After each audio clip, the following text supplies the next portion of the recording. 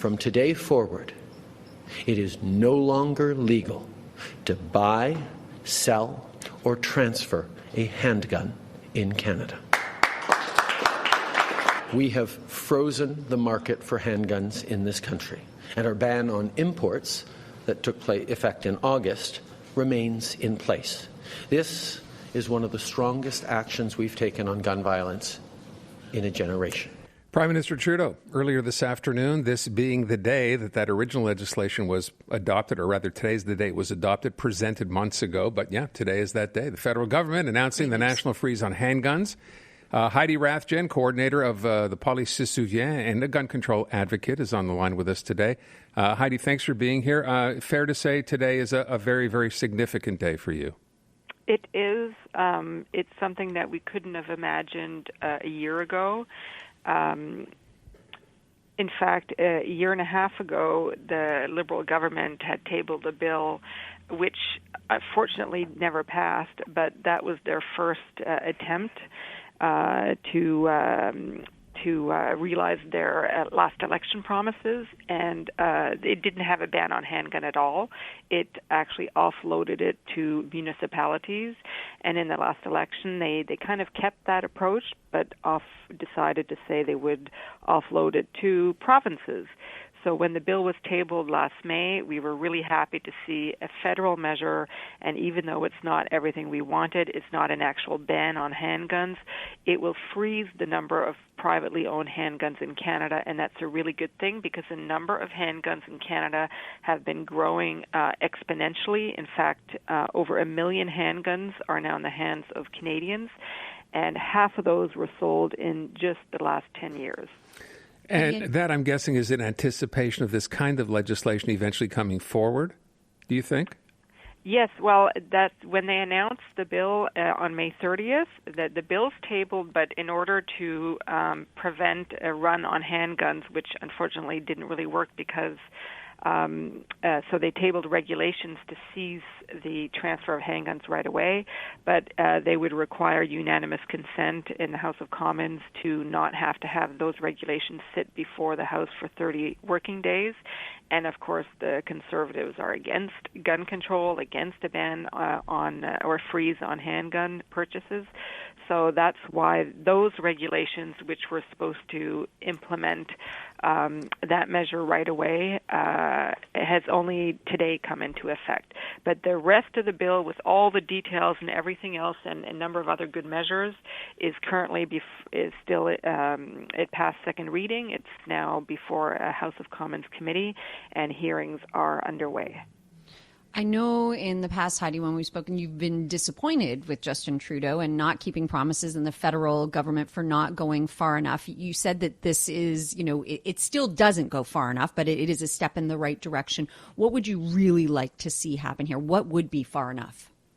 Well, that's a really good question because we're not sure if we would have supported the bill had the minister, so Marco Mendicino, the public safety minister, and the prime minister promised to amend the bill.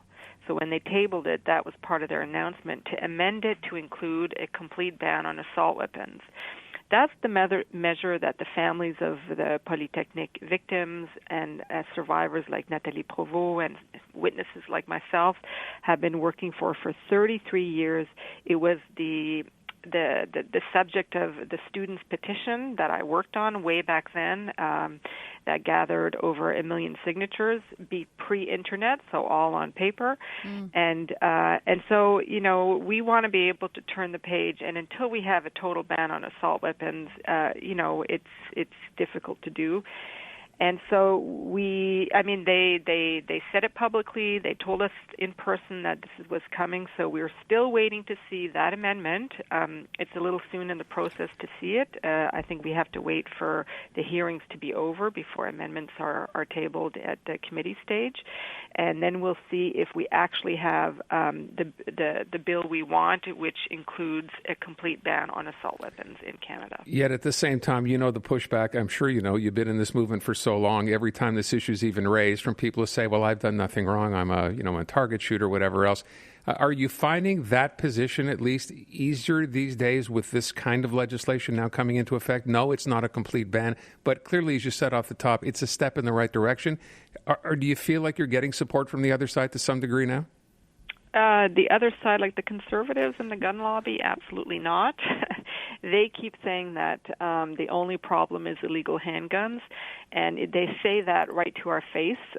Victims of mass shootings committed with legal assault weapons, even handguns that are legally owned, can be used for atrocities. I mean, the shooting at Concordia in '92, the shooting at Dawson, the shooting at the Metropolis, at the Quebec Mosque, all involved legal owners of handguns that actually trained in gun clubs. So, yes, we have a problem of smuggled guns. That's more of a problem that's solved by police enforcement and resources. You know, you can't legislate to make an illegal gun more illegal. The law has done its job.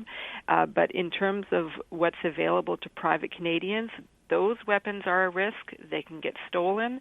About 700 handguns are stolen every year on average, and there are some bad apples, and that's why the majority of Canadians, 70% of Canadians, 80% of Quebecers want to ban handguns.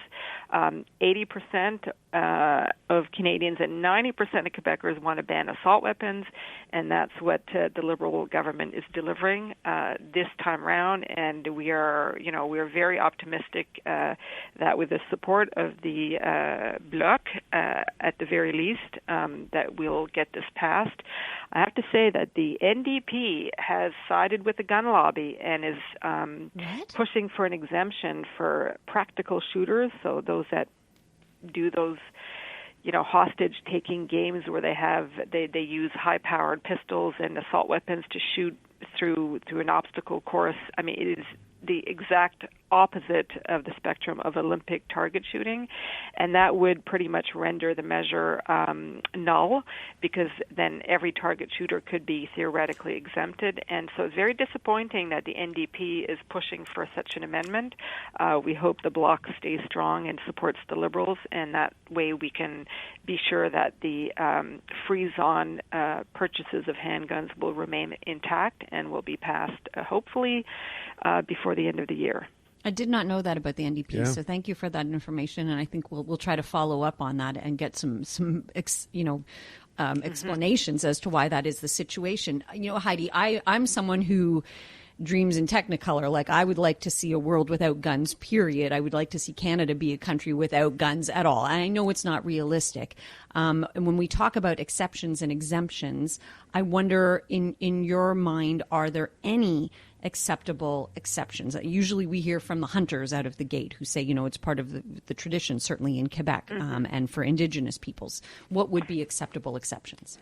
Well, for us, I mean, for a long time ago, from the get-go, we are not against hunting rifles and shotguns.